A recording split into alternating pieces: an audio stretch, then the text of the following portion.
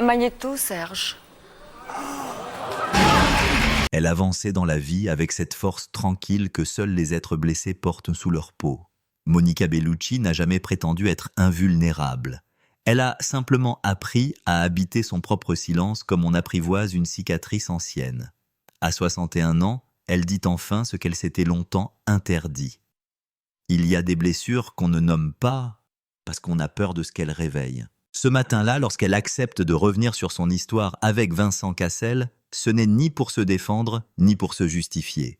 C'est parce que le temps a fini par assouplir ce qui autrefois la tenait nouée de l'intérieur. Elle parle avec cette lenteur douce, presque méditative, qui apparaît chez ceux qui ont tenu trop longtemps leurs mots enfermés. Pendant plus de 14 ans, Monica et Vincent ont formé l'un des couples les plus fascinants du cinéma européen. Deux personnalités à la fois complémentaires et irréconciliables, elle la gravité italienne, la sensualité maîtrisée, lui l'énergie brute, l'instinct, l'élan. Leur histoire a été une onde de choc permanente, un mélange de passion, d'admiration et de lutte contre leurs propres démons. Mais aujourd'hui, c'est autre chose que Monica souhaite révéler. Un fil invisible reste étendu même après la rupture. Une blessure muette, dit-elle. Elle insiste sur ce mot muette, parce que je ne l'ai jamais exprimé, parce que je croyais qu'en restant silencieuse, je la laisserais disparaître. Le silence comme tentative de guérison ou comme refuge. Ce qui frappe dans sa voix, c'est cette fragilité assumée. Elle ne cherche pas à réécrire son passé, elle veut seulement éclairer ce qui a été longtemps laissé dans l'ombre. Pourquoi maintenant ? Parce que, dit-elle à un certain âge, la peur du jugement s'efface, et il ne reste que le besoin de vérité. Elle raconte qu'il lui a fallu du temps pour comprendre ce qu'elle avait vécu, que la séparation, malgré son apparence apaisée, avait laissé une marque plus profonde qu'elle ne l'avait admis publiquement, que certaines décisions de Vincent, certaines distances, certains silences à lui, avaient résonné en elle comme des absences impossibles à combler. Elle ne l'accuse pas. Au contraire, il a été un compagnon d'âme à un moment de ma vie, murmure-t-elle. Mais elle reconnaît que leur histoire, aussi magnifique soit-elle, s'est construite sur un équilibre instable, sur deux vies parallèles qui tentaient de se rejoindre sans jamais se confondre. Alors elle pose les mots un à un comme on soulève la poussière d'un souvenir. Elle parle d'attente, de renoncement, de ces moments où elle aurait voulu qu'il reste, qu'il écoute, qu'il comprenne. Elle parle aussi de sa propre responsabilité, de son besoin d'indépendance, de ses choix parfois trop solitaires. Et soudain, une phrase « J'ai longtemps cru qu'aimer signifiait s'effacer ». J'avais tort, c'est peut-être cela la véritable blessure. Alors une question se glisse, qu'a-t-elle vraiment vécu derrière l'image du couple mythique ? Qu'est-ce qui, après des années de silence, la pousse aujourd'hui à ouvrir son cœur ? Et surtout, quel secret a-t-elle gardé si longtemps au point d'en être marquée encore aujourd'hui ? Elle le dit sans détour, rien n'était prévu. Parce que entre Monica Bellucci et Vincent Cassel, la rencontre a tout de la collision. Pas d'un coup de foudre classique, mais une force d'attraction qui surprend même ceux qui la vivent. Nous sommes au milieu des années 90. Monica tourne en France, loin de l'Italie, où elle a commencé comme mannequin, et encore plus loin de cette jeune femme timide qui n'osait pas imaginer une carrière au cinéma. De son côté, Vincent sort de La haine film, Manifeste film, Coup de poing, qui l'a projeté d'un seul mouvement dans une autre dimension. Deux trajectoires opposées, mais portées par une même urgence, existaient pleinement. Le film L'appartement, sorti en 1996, devient leur point de croisement. Les auditions, les lectures, les répétitions. Autant de moments où, selon Monica, quelque chose s'est mis à vibrer, comme si nos personnalités résonnaient malgré nous. Elle se rappelle de ce premier essai caméra. Il m'a regardé avec une intensité presque déconcertante, pas séduisante, non, vivante. Comme s'il cherchait à comprendre qui j'étais avant même de connaître mon nom. Vincent lui décrira plus tard cette rencontre d'une phrase simple. On s'est reconnu pas découvert. Comme si une part d'eux savait déjà. Sur le tournage, leur relation naissante se tisse dans les interstices. Entre deux prises, entre deux silences, entre deux fous rires aussi. Car ce que beaucoup ignorent, c'est l'extrême humour de Monica souvent caché derrière son image de femme mystérieuse. Et l'élégance avec laquelle Vincent, pourtant impulsif, s'adoucissait lorsqu'elle parlait. Les techniciens, eux, n'en reviennent pas. L'alchimie est telle qu'elle dépasse les scènes. Un cadreur se souvient. Ils n'avaient même pas besoin de bouger. Être ensemble suffisait. La caméra n'avait qu'à suivre. Mais au-delà de cette attraction, quelque chose de plus profond s'installe, une compréhension instinctive. Monica vient d'un univers où l'on valorise la retenue, la mesure. Vincent arrive d'un monde où la vérité se dit tout de suite même si elle dérange. Le contraste fascine. Il lui apporte l'élan. Elle lui offre le calme. Ils se complètent sans vraiment essayer. Pourtant, Monica reste prudente. J'avais déjà vécu assez pour savoir que l'intensité n'est pas toujours une promesse, confie-t-elle dans un souffle. Elle ne cherchait pas un grand amour, encore moins une tornade. Elle voulait construire, avancer, choisir. Mais c'est justement parce qu'elle ne cherchait rien que tout commence. Un soir, après une journée de tournage difficile, Vincent passe la voir pour lui dire simplement « on dîne ». Pas de séduction ostentatoire, pas de grands gestes. Un moment suspendu où aucun des deux ne joue un rôle. Elle accepte. Ils marchent un peu, parlent beaucoup. De cinéma, oui, mais surtout de solitude de famille, de ces questions qu'on ne pose qu'à ceux qui déjà comptent un peu trop. Lorsque Monica évoque ce dîner, elle sourit à peine. Ce n'était pas un début, c'était une évidence. Une phrase courte mais qui éclaire tout. À partir de là, leur relation devient un territoire, à part un espace où ils peuvent être eux-mêmes. À l'écran, ils sont deux comètes. Dans la vie, ils se découvrent vulnérables et transparents, presque étonnés de l'être. La presse, elle observe, devine, commente. L'Italie voit Monica s'éloigner des podiums pour entrer dans le cinéma d'auteur. La France voit Vincent s'affirmer comme l'acteur d'une génération. Mais personne ne comprend vraiment ce qui les unit. Car ce lien ne se raconte pas alors. Il se vit en silence. Monica l'admet aujourd'hui. Je me sentais vue pour la première fois. Pas regardée, pas admirée, mais vue. Et cette nuance pour elle change tout. Quant à Vincent, il dira un jour à propos de cette période, « Monica m'a appris la patience. Pas la patience d'attendre, la patience d'aimer. » Une phrase qui résonne comme un aveu même des années plus tard. Voilà comment tout commence, par une rencontre qui ne cherche pas à se montrer, par deux êtres qui ne s'attendaient pas à s'accueillir. Par une histoire qui déjà portait sa lumière et ses futures zones d'ombre. Car si cette union va les élever, elle va aussi les fragiliser. Les années de gloire, celles qui arrivent juste après, seront un sommet et le début d'une pente qu'ils n'ont pas encore vue. Ils n'avaient pas prévu que leur amour deviendrait un phénomène culturel. Et pourtant, à la fin des années 90, Monica Bellucci et Vincent Cassel incarnent ensemble une forme rare d'élégance et de liberté artistique. Tout semble les propulser. Tout semble conspirer à faire d'eux un couple emblématique, presque mythique. Pour Monica, ces années-là sont un tournant. Elle tourne Malena en 2000, film de Giuseppe Tornatore qui la révèle au monde entier. Elle y porte ce mélange unique de pudeur et de puissance qui deviendra sa signature. Les critiques saluent sa présence, sa maîtrise du silence, cette façon d'exister même lorsqu'elle ne parle pas. Son nom franchit les frontières. Son image devient une icône. Pour Vincent, c'est une autre ascension. Après Doberman, après La Haine, il explore des rôles de plus en plus complexes, de plus en plus inattendus. Hollywood commence à s'intéresser à lui. Il tourne en anglais, en italien, en tout ce que le cinéma peut lui offrir. Un journaliste écrira « Cassel ne joue pas ». Il implose à l'écran. Une formule qui encore aujourd'hui lui colle à la peau. Mais ce qui fascine surtout le public, c'est la manière dont leurs carrières s'entremêlent, sans jamais se confondre.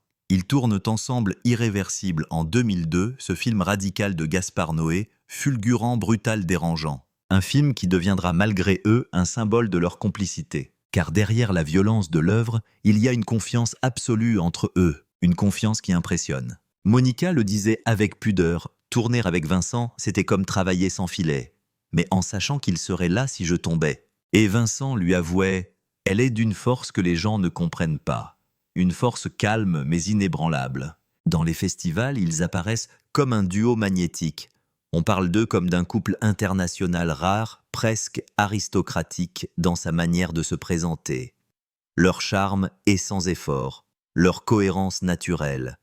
Ils ne jouent pas la carte du glamour hollywoodien. Ils choisissent l'authenticité, parfois même la discrétion. Cette période, Monica la décrit comme un long souffle. Un souffle nourri par les projets, les tournages dans le monde entier, les interviews, les tapis rouges qui se succèdent. Mais aussi par la naissance de leurs deux filles, d'Eva en 2004, Léonie en 2010. Elle y voit le cœur de tout. La maternité m'a ancrée, dit-elle. Elle a transformé ma vie plus que n'importe quel film. De son côté, Vincent devient un père attentif, engagé, surprenant même ceux qui le connaissent comme un électron libre. Sa carrière s'internationalise. Il joue dans Ocean's 12 et Ocean's 13. Il triomphe dans Mesrine Performance, salué comme l'une des plus impressionnantes de sa génération. Il s'affirme, il s'épanouit. Et pendant ce temps, leur couple devient un refuge, un point d'équilibre dans la tempête d'une vie publique. On les voit peu dans les tabloïds. On devine beaucoup. On imagine un couple solide, épanoui, presque invincible. Mais Monica, aujourd'hui, nuance cette perception. Quand tout va vite, on croit que l'amour est une évidence. Mais un couple, ce n'est pas seulement l'éclat. C'est aussi tout ce qu'on ne montre pas. Car derrière la réussite, derrière les images parfaites, apparaissent les premières tensions. Ils vivent entre Paris, Rome, Rio, New York. Ils tournent chacun de leur côté parfois pendant des mois. La distance s'installe comme un invité invisible. Elle n'est pas encore une menace, mais elle existe. Et pourtant, malgré ses fragilités naissantes, cette décennie reste celle où il brille le plus. Les médias parlent d'un couple souverain. Les réalisateurs les considèrent comme deux forces complémentaires. Ils deviennent des repères dans leurs industries respectives. Pourtant, lorsqu'on réécoute aujourd'hui les interviews de l'époque, on perçoit de minuscules fissures. Un soupir chez elle, une phrase esquivée chez lui, un désir d'indépendance qui affleure, une fatigue qui ne s'avoue pas. Monica, en particulier, adopte une philosophie qu'elle répétera souvent. Je ne crois pas à la possession. Je crois à la liberté dans l'amour. Une phrase qui à l'époque intrigue. Aujourd'hui, elle semble presque annoncer ce qui viendra. Les années de gloire ne sont pas seulement un sommet. Elles sont aussi un miroir amplificateur. On s'y voit plus grand, plus fort, mais aussi plus fragile. Et lorsque deux destins brûlent à ce niveau d'intensité, le risque n'est jamais loin. Celui de se perdre, celui de s'éloigner, celui de ne plus entendre l'autre derrière le bruit du succès. Car après l'éclat vient toujours un moment où la lumière change. Ils ne le savent pas encore. Mais les fissures déjà commencent à tracer leurs lignes discrètes. Ils croyaient avoir trouvé un rythme, une manière d'aimer qui leur appartenait. Mais alors, comment ces lignes si solides ont-elles commencé à trembler? Monica le dit aujourd'hui avec une lucidité presque douce. Les fissures ne naissent jamais d'un coup. Elles murmurent longtemps avant de parler. Au début, ce ne sont que des détails. Oui, des absences. Des agendas impossibles, des tournages qui s'étirent. Elle à Rome, lui à Rio. Elle dans les studios de Cinecittà, lui sur des plateaux américains. Deux artistes en pleine ascension, oui, mais rarement sur la même longitude. Pourtant, ils s'étaient toujours promis de respecter la liberté de l'autre. C'était leur pacte, presque leur religion. Monica l'avait affirmé publiquement. J'aime l'idée qu'un couple puisse respirer. L'amour ne meurt pas parce qu'on se laisse de l'espace. Mais elle reconnaît aujourd'hui que cet espace-là s'est agrandi jusqu'à devenir un territoire à part. Deux continents, deux solitudes qui n'osaient pas se dire. La première véritable fracture apparaît silencieusement. Ce soir-là, Monica rentre d'un tournage épuisant. Les filles dorment. La maison est calme. Trop calme. Vincent n'est pas encore revenu de l'étranger. Elle ouvre son téléphone, lit un message bref, presque mécanique. Je reste quelques jours de plus. Pas de reproche, rien de dur, mais un vide. Elle le dit elle-même, ce n'est pas l'absence qui m'a blessée, c'est l'habitude de l'absence. Dans les années qui suivent, ce sentiment se répète. Un dîner annulé, une fête d'école manquée, une conversation interrompue par un appel professionnel. Des gestes minuscules, mais qui mis bout à bout forment un fil invisible de lassitude.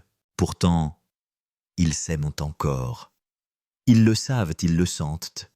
Ils ne veulent pas rompre cet élan qui les unit depuis tant d'années. Ils se parlent, ils essaient, ils se retrouvent parfois avec la même intensité qu'au premier jour. Mais l'équilibre a changé. Monica commence à ressentir quelque chose qu'elle ne veut pas nommer. Une forme de décalage. Comme si leurs vies autrefois accordées jouaient désormais deux partitions légèrement désynchronisées. Elle tourne The Passion of the Christ. Puis le deuxième souffle, puis l'Apollonide. Vincent enchaîne Mesrine, puis Black Swan, puis des projets à l'autre bout du monde. Ils courent, ils brillent, ils se croisent, mais ne se rejoignent pas vraiment. Dans une interview d'époque, Vincent confie « Je suis quelqu'un qui bouge beaucoup. J'ai besoin de me sentir vivant. » À ce moment-là, la phrase passe presque inaperçue. Aujourd'hui, elle sonne comme un aveu de fatigue, peut-être même d'impuissance. Monica, elle commence à douter. Pas de lui, mais d'eux. de leur capacité à maintenir ce qu'ils ont construit. Elle dit aujourd'hui « Je ne voulais pas choisir entre ma vie de femme et ma vie d'actrice, mais je ne voulais pas non plus perdre ce qui nous tenait ensemble. » Cette dualité va la ronger lentement. Puis survient un autre signe discret presque banal. Une discussion sur l'avenir, sur où vivre, sur l'éducation des filles, sur la possibilité enfin de se poser. Ils ne trouvent pas de réponse commune. Pas de dispute, pas de cri. Juste un flottement. Comme si chacun parlait une langue légèrement différente. Et pourtant, malgré ces fissures, ils continuent de se défendre l'un l'autre publiquement. En 2009, Monica déclare « Nous sommes indépendants mais unis ». Une phrase qui rassure les médias. Une phrase qui pourtant cache un paradoxe de plus en plus lourd. Ce qui frappe dans cette période, c'est le silence. Pas les drames, pas les scandales. Juste des zones blanches, des moments où l'on ne sait plus très bien comment se rejoindre. Monica précise « Un couple n'a pas besoin d'exploser pour se fissurer. Il suffit de ne plus se regarder assez longtemps. » Et c'est exactement ce qui se passe. Car pendant que le monde les admire, que les tapis rouges les célèbrent, que les affiches de cinéma brillent de leur nom, quelque chose en eux s'essouffle. Mais alors, pourquoi ne se sont-ils pas dit ces choses-là plus tôt? Pourquoi ont-ils laissé le rythme du succès prendre le pas sur le rythme de l'amour? Et surtout, comment ces microfêlures vont-elles conduire au véritable basculement? La réponse appartient à la suite. Une suite que Monica évoquera plus tard d'une voix presque murmurée. Une suite où la rupture n'est pas un fracassement, mais un glissement lent inévitable. Ils n'ont jamais parlé de rupture brutale, parce que rien chez eux ne s'est brisé d'un coup. La crise, elle est venue comme un brouillard discret qui s'épaissit une saison après l'autre, jusqu'au jour où il devient impossible de voir à travers. Monica se souvient d'un matin précis. Je me suis réveillée avec une sensation étrange, comme si quelque chose s'était déplacé en nous pendant la nuit. Elle ne parle pas d'une dispute, rien de théâtral, rien de violent, juste une fatigue profonde, presque douce, qui annonce la fin d'un chapitre. Pourtant qu'ils tentent encore, les conversations reprennent, les projets de famille aussi. Ils essaient de se retrouver à Paris, puis à Rome, puis à Rio.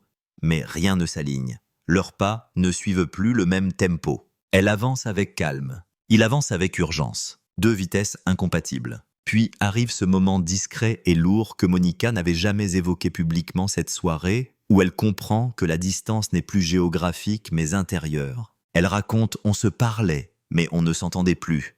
C'est ce silence-là qui a fait le plus de bruit. Elle dit aussi qu'elle a senti Vincent glisser vers une autre vie, pas une autre femme, une autre vie. Une vie où il se sent plus libre, plus spontané, plus lui. Et elle, de son côté, se découvre un besoin de stabilité qu'elle n'osait pas formuler. Deux désirs légitimes, mais qui ne vont plus dans la même direction. La crise se cristallise autour d'une évidence que ni l'un ni l'autre n'osent nommer, ils ne savent plus comment se rejoindre.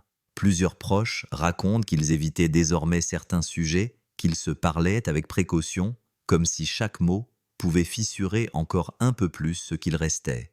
Puis survient la décision. Une séparation annoncée en 2013, presque sèche dans les communiqués officiels, presque froide. Les médias s'agitent. Le public s'étonne. Mais ceux qui ont connu cette lente dérive n'y voient pas une surprise. Pour Monica, la rupture n'est pas un effondrement. C'est une douleur calme. Une douleur qui s'installe en silence, comme une bruine fine qui pénètre tout. Elle raconte un détail minuscule, mais qui dit tout. Le soir où il est parti, la maison n'a pas changé de bruit. C'est ça qui m'a frappé. Rien n'a bougé. Comme si son absence était là depuis longtemps. Vincent, de son côté, vit la séparation comme une nécessité. Non pas contre elle, mais pour lui. Il l'a dit un jour à voix basse, nous étions arrivés au bout d'un cycle. Une phrase neutre, presque technique, mais qui cache un aveu plus profond. Il ne savait plus comment aimer dans ce cadre-là. Le public lui cherche un coupable. Il ne trouvera jamais que deux êtres humains dépassés par leur propre destin. Puis vient ce qui, pour Monica, devient la véritable crise intérieure, l'après. Pas l'annonce, pas la décision. Mais ce qui suit, les nuits où l'on se demande si l'on a trop donné ou pas assez. Les jours où l'on doit répondre aux questions des enfants sans laisser transparaître sa propre douleur. Elle dit aujourd'hui, la rupture m'a appris qu'on peut être forte et fragile à la fois. Je n'ai jamais eu peur d'être seule, mais j'ai eu peur de tout ce que la séparation allait réveiller en moi. Car la crise pour elle n'est pas seulement la fin d'un couple, c'est le retour de toutes les blessures plus anciennes, celles qu'elle croyait apaisées, celles qu'elle avait tenues sous le silence pendant des années. Le paradoxe, c'est qu'ils continuent de se respecter, de se protéger même. Ils parlent des enfants avec douceur. Ils évitent les attaques publiques. Ils montrent une maturité rare dans un milieu où les ruptures se dévorent comme des scandales. Mais à l'intérieur, Monica vit un véritable séisme intime. Un jour, elle avoue à une amie proche qu'elle se sent transparente non pas aux yeux des autres, mais aux siens. Elle ne sait plus qui elle est en dehors de ce couple si long, si structurant, si lumineux. Elle doit se réapprendre. Elle le dira plus tard, la crise n'était pas la séparation. La crise, c'était de redécouvrir ma propre voix, après tant d'années passées à accorder la mienne à celle de quelqu'un d'autre. Et c'est dans ce vide-là, dans cet espace entre deux vies, que naît la fameuse blessure muette dont elle parle aujourd'hui. Une blessure qui n'a jamais crié, qui n'a jamais explosé, mais qui a laissé une empreinte invisible, profonde, persistante. La rupture n'a pas été un drame, elle a été une transition, une lente désagrégation, un glissement vers deux chemins différents. Mais alors, comment Monica s'est-elle relevée de ce choc silencieux? Qu'a-t-elle découvert lorsqu'elle a dû vivre sans la présence rassurante et parfois écrasante de Vincent? Et surtout, qu'a-t-elle compris sur elle-même que le monde n'a jamais su? La réponse appartient à la tempête qui vient et à la lumière qui suivra. Après la rupture, Monica ne cherche pas à reconstruire immédiatement. Elle ne s'accroche pas à l'idée d'un nouveau départ, ni à la nécessité de combler un vide. Elle avance lentement à son rythme comme quelqu'un qui réapprend à respirer après une apnée trop longue. « J'avais besoin de silence », dit-elle simplement. Ce silence-là n'est plus une fuite, c'est un espace. Les premières semaines sont étranges. Ces journées paraissent vastes. Les soirées encore plus. Elle raconte qu'elle mettait la radio très doucement juste pour éviter que la maison soit trop grande. Les enfants, elles sont sa boussole. Leur présence calme l'inquiétude. Leur routine la protège. Mais la nuit, une question persiste. Qu'est-ce qui reste quand l'amour s'éloigne? Monica répond aujourd'hui, il reste soi. Mais il faut du courage pour se retrouver. Après la tempête, elle commence donc par ce geste simple, se regarder avec honnêteté. Elle relit ses journaux anciens, écoute ses anciennes interviews, revisite des photos oubliées. Elle ne cherche pas la nostalgie. Elle cherche sa propre continuité. Elle se demande « Qu'ai-je désiré vraiment? Qu'ai-je accepté par peur de perdre?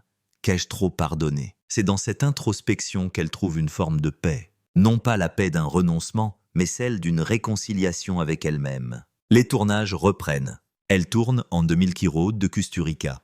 Puis Spectre, où elle devient à 50 ans la James Bond girl la plus âgée de la saga. La presse la célèbre. Elle sourit, mais ce n'est plus le sourire de la jeune actrice admirée. C'est celui d'une femme qui a traversé quelque chose et qui sait qu'elle ne veut plus se perdre à nouveau. Dans une interview de 2015, elle lance une phrase qui surprend beaucoup. « Je ne suis pas une femme qui vit d'amour. Je suis une femme qui vit avec amour. » Nuance subtile mais essentielle. Elle refuse désormais que l'amour soit le centre de gravité de sa vie. Elle choisit qu'il en soit une couleur, pas la structure. Elle revient aussi sur ses choix de vie. Avant, elle partageait son existence entre la France, l'Italie et le Brésil. Après la séparation, elle décide de revenir plus souvent en Europe, pour être proche de ses filles, pour retrouver ses racines, pour sentir le monde sans se sentir écartelée. Elle dit « Quand on a vécu longtemps dans un couple, on finit par se fondre dans une dynamique commune. Après, il faut réinventer sa propre géographie. » C'est ce qu'elle fait doucement, patiemment. Cependant, même dans cette période de reconstruction, les fantômes subsistent. Il y a les souvenirs qui reviennent sans prévenir, les habitudes qui persistent, les réflexes qui trahissent le passé, les messages qu'on écrit et qu'on n'envoie pas. Elle avoue « Certaines nuits, je me demandais si j'avais trop donné ou pas assez. » Et dans cette phrase, il y a toute l'ambivalence de ceux qui ont aimé longtemps. Mais Monica refuse de s'enfermer dans le regret. Elle continue à tourner dans des projets très différents, des films d'auteur, des œuvres plus populaires, des séries même. Elle ose, elle explore, elle se réinvente. Et le public voit une nouvelle femme plus libre, plus grave, plus consciente d'elle-même. Le rapport avec Vincent lui se transforme. Ils ne sont plus un couple, mais ils restent une famille. Une famille mouvante, mature, imparfaite, mais solide. Dans une rare confidence, elle dit « Le respect reste ». La tendresse aussi d'une certaine manière. C'est peut-être la leçon la plus intime qu'elle accepte de partager. Et puis vient un moment important, presque initiatique, la solitude assumée. Pas la solitude subie, mais celle qu'on choisit. Monica découvre qu'elle peut être seule et être complète malgré tout. Elle commence à écrire, à méditer, à reprendre un rapport plus doux à son propre corps, à son âge, au temps qui passe. Elle affirme « Le temps ne m'effraie plus, il m'éclaire ». Cette phrase, aujourd'hui, semble être son nouveau credo. Elle ne court plus après la jeunesse ni après une image idéale d'elle-même. Elle se choisit. Elle s'écoute, elle avance autrement. Et pourtant, malgré cette sérénité retrouvée, une question demeure. Pourquoi 12 ans après la rupture décide-t-elle enfin de parler? Pourquoi maintenant? Qu'est-ce que ces années de silence ont laissé en elle? La réponse arrive doucement dans un souffle presque fragile. Certaines blessures se taisent longtemps. Mais un jour, elles demandent à être nommées. Après la tempête vient toujours une accalmie. Mais parfois cette accalmie révèle ce que la tourmente avait dissimulé, une douleur qui n'a jamais fait de bruit, mais qui ne s'est jamais effacée. Elle attend longtemps avant de parler. Trop longtemps, diront certains. Mais Monica sourit doucement lorsqu'on lui pose la question. Pourquoi maintenant? Parce qu'il lui a fallu des années de silence, de recul, d'apaisement pour accepter de mettre des mots sur ce qu'elle appelle la blessure muette. Le moment de la révélation arrive sans éclat. Pas de conférence, pas de scandale. Juste une conversation à voix basse, presque murmurée, où elle accepte enfin de nommer ce qu'elle avait enterré. Elle respire profondément, puis dit « La vraie douleur n'était pas la séparation. C'était de comprendre que j'avais cessé de me sentir choisie. » Un silence, lourd, épais. Un silence où l'on sent toute la gravité de ses mots. Elle ne parle pas de trahison, elle ne parle pas d'abandon. Elle parle d'un glissement intérieur lent, invisible, qui un jour a changé sa place dans la vie de l'homme qu'elle aimait. Elle explique, pendant des années, j'ai accepté que nos vies soient indépendantes. Je le voulais aussi. Mais, à un moment, l'indépendance est devenue une distance. Une distance qui ne disait plus la liberté, mais l'indifférence. Elle ferme les yeux. Elle cherche ses phrases. Chaque mot semble peser, poli, retenu longtemps avant d'être offert. Puis elle révèle ce qu'elle n'avait jamais admis publiquement. Je me suis sentie invisible, même quand j'étais à ses côtés. Ce mot invisible résume un gouffre. Pas un cri, pas un drame, un gouffre silencieux. Elle raconte une scène précise. Une soirée simple, un dîner en tête-à-tête dans un moment où il tentait encore de préserver quelque chose. Elle lui parle de leur fille, de ses tournages, de ses doutes. Il écoute, mais son regard est ailleurs. Elle le voit, elle le sent, elle comprend. Et dans ce regard dispersé, elle lit une vérité qu'il ne dira jamais, son esprit n'est plus là. Pas encore parti, mais déjà ailleurs. À ce moment-là, j'ai su, mais je n'ai rien dit. Pourquoi? Parce que reconnaître la fin, c'est déjà la vivre. Et Monica n'était pas prête. Pas encore. Elle raconte aussi une autre douleur plus intime, plus secrète, celle qu'elle avait gardée pour elle pendant tant d'années. J'avais l'impression de devoir mériter sa tendresse. Ce n'est pas une accusation, c'est un constat. Un constat qu'elle murmure sans colère, sans reproche, mais avec une immense précision. Elle explique que leur vie était devenue asymétrique. Elle faisait des efforts pour maintenir le lien. Lui, peut-être sans le vouloir, se laissait porter par le courant de son propre destin. Puis vient cette phrase qui glace un instant l'air. J'ai compris que j'aimais plus fort que lui. Elle n'a jamais voulu le dire. Elle ne savait même pas si c'était vrai. Mais c'était son ressenti. Et parfois le ressenti est plus décisif que les faits. Elle précise cependant, et cela compte, qu'il n'y a jamais eu chez Vincent de méchanceté, jamais de volonté de blesser. Juste deux chemins qui ne marchaient plus côte à côte. Et un amour qui, sans disparaître, avait changé de forme. Alors pourquoi parler maintenant? Elle répond avec une sincérité désarmante, parce que je n'ai plus peur de ma vulnérabilité. Et parce qu'à 61 ans, dit-elle, on ne se protège plus de la vérité, on l'accueille. Elle ajoute ensuite, presque comme une confidence offerte au temps, « Je n'ai jamais aimé quelqu'un comme j'ai aimé Vincent. Mais j'ai compris que l'amour parfois ne suffit pas à sauver deux vies qui s'éloignent. » Une phrase longue, paisée, réparatrice. Une phrase qui paradoxalement ne détruit rien mais qui éclaire. Et puis au cœur de cette révélation, elle glisse un autre aveu plus inattendu encore. « Je me suis pardonné. » Car la blessure muette n'était pas seulement liée à lui. Elle venait aussi d'elle, de ses attentes, de ses renoncements, de cette habitude qu'elle avait eue trop longtemps, se taire pour préserver l'autre. Elle confie. J'ai mis des années à comprendre que mon silence était devenu une prison. Et c'est en brisant cette prison aujourd'hui, maintenant qu'elle se libère enfin. Dans sa voix, il n'y a ni revanche ni regret. Il y a une femme qui a traversé un continent intérieur. Une femme qui parle pour ne plus porter seule ce qu'elle avait trop longtemps enfoui. Sa révélation n'est pas une accusation, c'est une délivrance. Mais alors, que reste-t-il après cette vérité nue? Comment refermer une histoire aussi vaste, aussi lumineuse, aussi fragile? Il reste un dernier chapitre, un épilogue, celui où le temps doucement finit par tout apaiser. Au bout de cette histoire, il ne reste ni vainqueur ni vaincu. Juste deux trajectoires humaines, deux vies qui ont partagé une lumière rare, avant de suivre des chemins différents. Lorsque Monica parle aujourd'hui de son passé avec Vincent, elle ne cherche ni à l'idéaliser, ni à le réécrire. Elle le regarde comme on regarde une photographie un peu jaunie, avec une tendresse discrète, une pointe de mélancolie et un immense respect. Elle dit « J'ai aimé cet homme. Je l'aimerai toujours d'une certaine manière. Mais cet amour-là n'a plus besoin d'être vécu. Il a juste besoin d'être compris. » Il y a dans cette phrase l'essence même de leur histoire, car ce qu'ils ont partagé dépasse le récit d'un couple. C'est un chapitre de deux vies artistiques, un entrelacement de passions, de lutte de distance. Un chemin où chacun a grandi parfois ensemble, parfois seul. Aujourd'hui, Monica marche avec une légèreté nouvelle. Elle n'a rien oublié, mais elle ne porte plus la douleur comme un poids. La blessure muette, celle qu'elle révèle enfin, ne s'est pas refermée par oubli, mais par transformation. Elle dit qu'elle a appris à la regarder en face, à lui donner un nom, une place, une respiration. On ne guérit pas vraiment des histoires importantes. On apprend à vivre avec elles. Ce constat, elle le pose sans tristesse, comme une sagesse.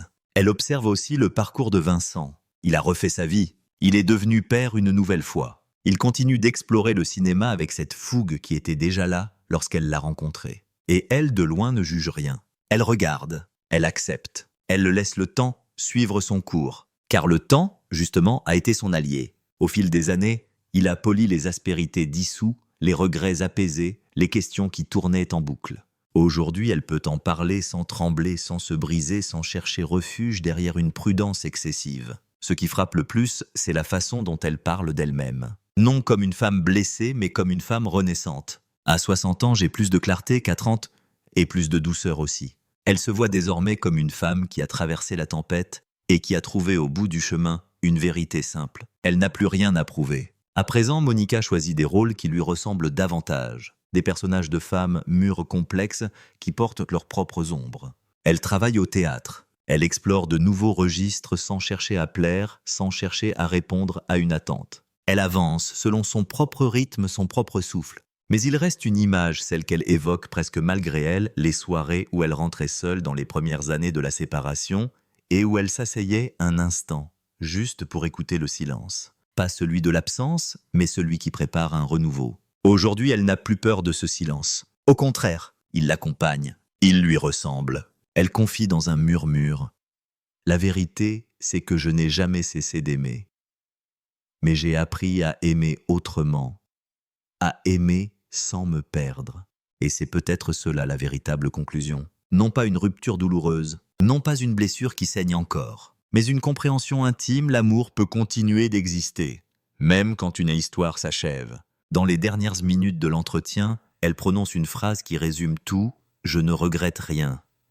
J'ai été heureuse, j'ai été malheureuse, et j'ai vécu. » Puis elle sourit un sourire doux, presque imperceptible. La caméra pourrait s'arrêter là, sur ce visage serein, sur cette femme qui, après avoir tant donné au cinéma et à la vie, accepte enfin de faire la paix avec elle-même. Et pourtant, une dernière image demeure, simple, mouettée, presque suspendue. Une table, une photographie posée un peu usée, deux silhouettes qui se regardent encore quelque part dans le passé. Et sur cette table, il reste une photo. Le temps, lui, ne dit plus rien.